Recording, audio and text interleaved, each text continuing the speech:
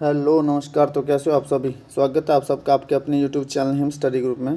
तो आज आपके लिए एक और मॉक टेस्ट हम लेके हाजिर हैं, जिसमें कि आपका HPGK रहेगा, हिंदी ग्रामर रहेगा, हिंदी ग्रामर और HPGK रहेगा। तो जैसा कि आपको पता है कि ये जो मॉक टेस्ट चले हुए हैं आपके, ये सारे अपकमिंग एग्ज़ाम, चाहे वह HP पटवारी का हो, फॉरेस्ट गार्ड का हो या पुलिस का हो, इन सब एग्ज़ामों के लिए जो मॉक टेस्ट आपके लिए मोस्ट इम्पोर्टेंट रहने वाले हैं। तो जैसा कि आपको पता है कि हर रोज़ वीडियो शाम को 7:30 बजे अपलोड होती है, तो अपने टाइम से वीडियो को वॉच आउट कर लेना। और आप हमारे टेलीग्राम चैनल से भी जुड़ सकते हैं, जिसका लिंक जो डिस्क्रिप्शन बॉक्स में दे रखा है। तो ज़्यादा टाइम नहीं लेते हुए स्टार्ट करते हैं आज का फर्स्ट क्वेश्चन। तो फर्स्ट क्वेश्चन आपका कि ई और ई का उच्चारण स्थान क्या है। तो इसमें पूछा गया कि छोटी ई और बड़ी ई, इसका उच्चारण स्थान क्या है। कंठ्य है, ओष्ठ्य है, दंत्य है या तालव्य है। तो इसका उच्चारण स्थान जो है वो क्या है, तालव्य है। और तालव्य में कौन कौन से वर्ण आते हैं, य आता है, श आता है, छोटी ई होगी, बड़ी ई होगी, ये सारे तालव्य में आते हैं। और इसके अलावा च हो गया, च हो गया, छ, ज, झ और अण्य, ये भी सारे आप किस में आते हैं, तालव्य में ही आते हैं। अब इसमें से आपकी 3 ध्वनियाँ हैं। एक आपका ये वाला श के आपके 3 टाइप के होते हैं, एक शलगम वाला, एक षटकोण वाला, एक सलेट वाला। तो शलगम वाला ये जो आपका ये तालव्य में आएगा हमेशा, सलेट वाला आपका हमेशा किस में आएगा, मूर्धन्य में आएगा, और ये आएगा आपका हमेशा दंत्य में। तो ये भी थोड़ा सा आप ध्यान रखेंगे, ये हमेशा आपका दंत्य में आएंगे। तीनों श ये अलग अलग आते हैं। तो अब इसमें से पूछा गया कि ई और ई का उच्चारण स्थान क्या आपका, वो तालव्य हो जाएगा। चलते हैं नेक्स्ट क्वेश्चन की ओर। नेक्स्ट क्वेश्चन आपका कि किस कारक में से विभक्ति का प्रयोग साधन के अर्थ में होता है। तो कर्ता ने, कर्म को कर्ण, ये कर्ण आ गया, कर्ण से, अपादान से, संप्रदान को के लिए विभक्ति आती है इसमें, ठीक है। तो अब यहाँ पे पूछा ये किस कारक में से विभक्ति का प्रयोग जो वो साधन के अर्थ में होता है। तो अपादान जो से है ये, इसका यूज़ कहाँ पे होता है, इसका यूज़ होता है अलगाव के लिए, भय के लिए और तुलना के लिए। और ये जो कर्ण है इसका यूज, ये जो से विभक्ति है इसका यूज होता है आपका साधन के रूप में, ठीक है। तो इसमें पूछे किस कारक में से विभक्ति का प्रयोग जो वो साधन के अर्थ में होता है, तो वो कर्ण में, कर्ण से, ठीक है। चलते हैं नेक्स्ट क्वेश्चन की ओर। नेक्स्ट क्वेश्चन है कि 2 विपरीत अर्थक शब्दों के बीच किस चिन्ह का प्रयोग होता है।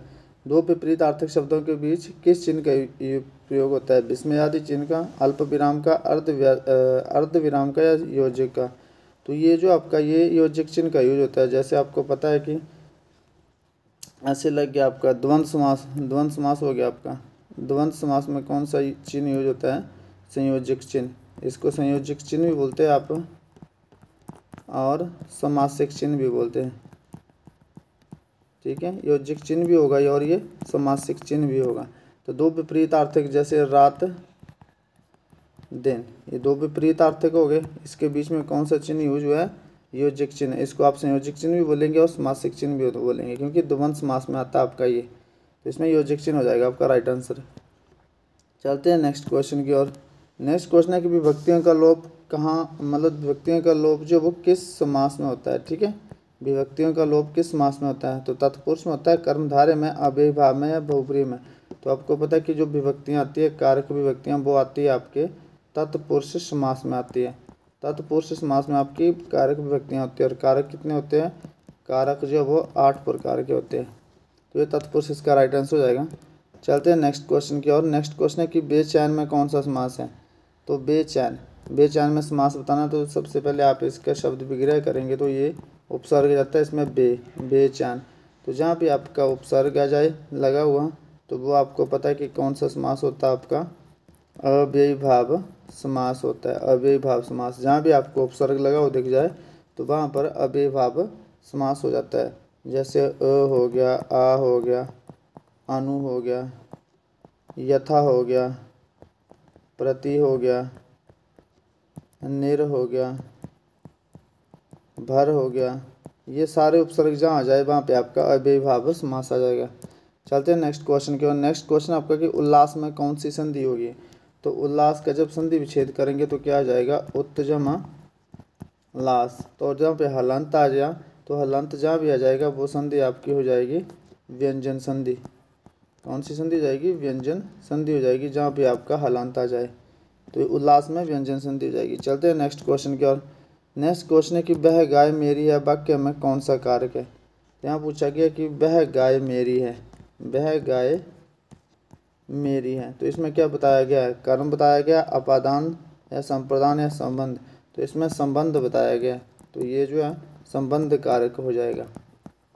तो इसमें संबंध कारक आपका ये हो जाएगा। चलते हैं नेक्स्ट क्वेश्चन की ओर। नेक्स्ट क्वेश्चन है कि निम्न में से रूढ़ शब्द कौन सा है। तो रूढ़ शब्द बताना है आपने। तो रूढ़ शब्द इसमें कौन सा है, तो मलयज, मलयज, मल यज, मल प्लस यज, ये कौन सा हो गया, ये हो गया आपका यौगिक शब्द। मलयज हो गया आपका यौगिक शब्द।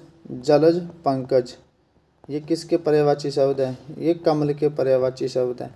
और जो भी पर्यायवाची शब्द होते हैं वो हमेशा बहुब्रीहि समास के अंतर्गत आते हैं। बहुब्रीहि समास के अंतर्गत आते हैं जो भी आपके होते हैं कि जो पर्यायवाची शब्द होते हैं। जैसे कमल का पर्यायवाची शब्द क्या है, जलज और पंकज। तो ये आपका बहुब्रीहि समास क्या है, और जो भी शब्द बहुब्रीहि समास के अंतर्गत आएगा वो आपका योगरूढ़ होगा। ठीक है, ये यौगिक और जो भी शब्द बहुब्रीहि समास के अंतर्गत आएगा आपका वो योगरूढ़ होगा। तो वैभव, इसको आप तोड़ के दो शब्द नहीं बन सकते, तो ये आपका रूढ़ शब्द हो जाएगा।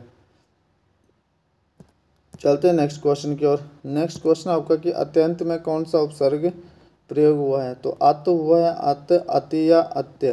तो जब अत्यंत लिखते हैं हम तो इसका जब संधि विच्छेद करेंगे तो अतिजमा अंत हो जाएगा। ठीक है, अब ये कैसे होगा, तो जैसे आपके जितने भी अंतस्थ व्यंजन है, ठीक है, अंतस्थ व्यंजन य, र, ल, व, ठीक है, ये जो जहाँ भी आपके अंतस्थ व्यंजन आ जाए, जैसे इसमें संधि कौन सी प्रयोग होगी, तो जहाँ भी आपका अंतस्थ व्यंजन आ जाए इससे पहले आधा वर्ण आ जाए तो वो संधि हो जाती है आपकी कौन सी, यण संधि हो जाती है। ठीक है, तो ये थोड़ा सा ध्यान रखेंगे संधि का भी। अगर इसका संधि विच्छेद कैसे होगा, तो ये ऐसे होगा, क्योंकि जहाँ भी आपका आधा वर्ण आ जाए अंतस्थ व्यंजन से पहले तो वहाँ पे आपका जो संधि यण हो जाती है। और इसमें उपसर्ग कौन सा प्रयोग हुआ है, तो उपसर्ग जो होगा अति जमा अंत, तो अति उपसर्ग इसमें प्रयोग हुआ है। चलते हैं नेक्स्ट क्वेश्चन की ओर। नेक्स्ट क्वेश्चन आपका कि रोहन बाजार जा रहा है, इस वाक्य में उद्देश्य क्या है। तो इस वाक्य में उद्देश्य, तो उद्देश्य क्या होते हैं, जो काम को करने वाला होता है। ठीक है, जैसे रोहन बाजार जा रहा है और जो काम किया जाता है वो विधेय होता है। तो रोहन जब बाजार जा रहा है तो इसमें उद्देश्य क्या है, वो रोहन है। चलते हैं नेक्स्ट क्वेश्चन की ओर। नेक्स्ट क्वेश्चन आपका SPGK का कि श्री वीरभद्र सिंह कितने बार जो हिमाचल प्रदेश के मुख्यमंत्री बने। तो ये 3 बार बने थे, 4 बार, 5 बार या 6 बार। तो माननीय मुख्यमंत्री वीरभद्र सिंह जो थे वो 6 बार हिमाचल प्रदेश के मुख्यमंत्री बने थे। तो 6 बार इसका राइट आंसर हो जाएगा।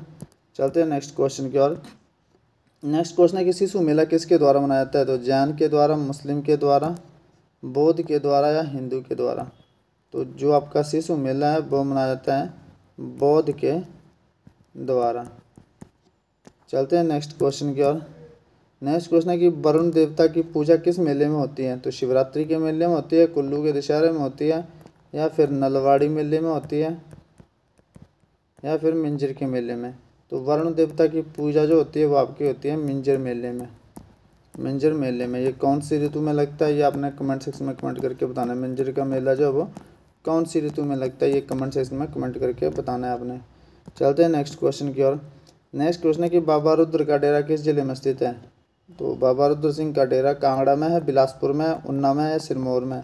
तो ये है आपका उन्ना में, उन्ना डिस्ट्रिक्ट में बाबा रुद्र सिंह का जी का डेरा हो जाएगा। चलते हैं नेक्स्ट क्वेश्चन की ओर। नेक्स्ट क्वेश्चन है कि नवाड़ा त्यौहार किस देवी या देवता को समर्पित है। तो ये विष्णु को है, ब्रह्मा को है, शिव को है या दुर्गा को। तो ये भगवान शिव जी को समर्पित है नवाड़ा त्यौहार। ठीक है, तो ये था आपका आज का सेशन। आई होप आपको सेशन पसंद आया होगा। तो मिलते हैं नेक्स्ट सेशन में, तब तक के लिए जय हिंद जय भारत।